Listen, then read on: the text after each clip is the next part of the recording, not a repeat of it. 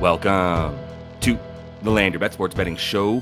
One WNBA game here on Monday night. Going to be taking a look at the Valkyries. They are in LA taking on the Sparks. I've got to look at a side for this game. Also going to have a couple player prop looks for you guys as well. Kind of rough night here on Sunday. Got hooked on all three bets that we made in the WNBA. So a little 0 for 3. First reverse sweep of the season here in the young season, but still trucking along each and every day that we have these games. So go ahead and give this video a like. Let's get right into everything I've got here for Valkyries and Sparks. I think this Valkyries team is the most underrated in the WNBA season so far. This team does a few things really, really well, and as a result, does some things not so well. But what it does well, it does really well, right? And they really focus in on a few things, starting with the paint. On defense, they are going to pack that paint. They're going to let you get some threes off. That's what they're giving up here, but they are not going to give up looks down low. Number one paint defense, number one team limiting centers. Not necessarily the biggest deal in the world against the Sparks, but I will say the Sparks are scoring the 5th most points in the paint. That is sort of the area of the floor that they do try to dominate a bit more, try to go towards the rim. They've got a couple good players at driving to the rim and getting stuff down low. Well, that's exactly what the Valkyries are not going to give up. So you can tell I'm kind of making a case for them to cover this spread as dogs on the road. They shoot a ton of threes. Percentage of their points coming from three is second most, right? The second highest percentage of their points are coming from behind the arc. They're also shooting the most of them. They're taking a ton of them. They're making a good amount, but it's just how much they rely on it. And that is where the Sparks are the weakest. This is the third worst three-point defense in the league. Bit better down low for themselves as well, but the strength of this offense for the Valkyrie is going to be scoring from the three-point line and the rebounds, right? They are not going to give up second chance points. You're not going to come in and get offensive rebounds against them. They just dominated the Aces in part because they were able to keep them completely off the offensive boards and control the paint a ton, right? Which is what we expect in this one once again.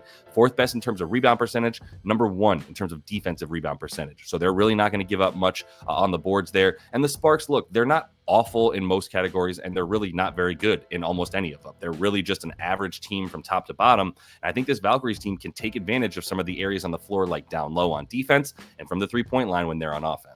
As always, going to be using Props Madness here on the show as we get into these player props. This is the #1 sports betting research tool around for all things hoops and player props. Use code LYB if you do want to jump in. Get yourself 7 free days. You can kind of try it out, see if you like it before you have to pay anything. And then if you do want to get in on this for the monthly fee, 25% off on your first month if you do use that code LYB. 3, 2, 1. Let's kick it off with Kelsey Plum here. She's been going off at times, but when a team is good against a three-point line, she struggles a bit more. I would say that the way I'm going with this one is threes to the over for her. If you can still get this number at about -140 or so, I still think it's good. I would take this to -150. If you want to, sort of de-juice it, as we say, and get some better odds than -140 or 50, adding it to something else, I think the Valkyrie to cover with Kelsey Plum to do an over, that's going to be a nice negative correlation right here on the threes. But the really what this comes down to is just the attempts, right? She's at about 9 on the season here. You can see 8.2 after only taking 4 in this last game against Dallas, where they didn't really need to do much, and she wasn't very good, and other players were. Other than that, like when you're talking about playing against this Valkyrie squad, this is the worst defense above the break. She's scoring half her points from 3 above the break. And if you look at the way that they score against limit the ball, pick and roll ball handler, spot up, everything around the perimeter, whether you're getting it off the catch and shoot or off the pull up, is going to be available against the Valkyrie. Because as we see here, #1, limiting stuff right next to the paint. They also want to limit everything once you get inside the three-point line. So they're going to start hounding you in the mid-range. They're going to start hounding you once you get inside of the paint extended area. And once you get all the way to the rim, that's going to be what they limit more than anything. And so for Kelsey Plum, this is a good game for her to continue to go over. Even in the game where she went 2 for 10, she took 10 threes in that last game against them on May 23rd. First game of the season that she played against them, took 6 of them, went 4 for 6. But I do like her to take closer to 8 once again. And I think 3 for 8 for Kelsey Plum, someone who's about a 38% three-point shooter on the season.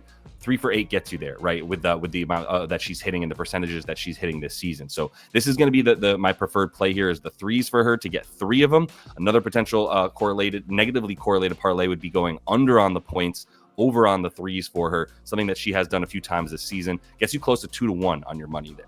Dearica Hamby, I have a look for as well. I think she's good for an under in this game. She's going to be reliant heavily upon scoring down low. As we can see, scoring 2/3 of her points right next to the basket. And then if you look at the rebounds as well, like I was saying earlier, the rebounds are not going to be easy to come by against Golden State unless you're getting a ton of defensive rebounds. And this team doesn't give up very many rebounds to her position, 5th best limiting rebounds to forwards and to centers in general, because of the fact that they do box out so well down low. They pack the paint, they really get in there for those boards, but they also shoot a ton of threes. And so those threes come out to the three-point. If they miss, they come out a little bit further, right? And that leads to more guard rebounds against the Valkyries, less rebounds for taller players like De'Arica Hamby, who are playing closer to the basket. So I think on the points and rebounds, you can fade her in this game. This is going to be one of the areas that I look for an under for the Sparks. Rickea Jackson, in and out of the lineup this season, missed some time for personal reasons, had a bit of a dinged up as well at the start of the season for a few games.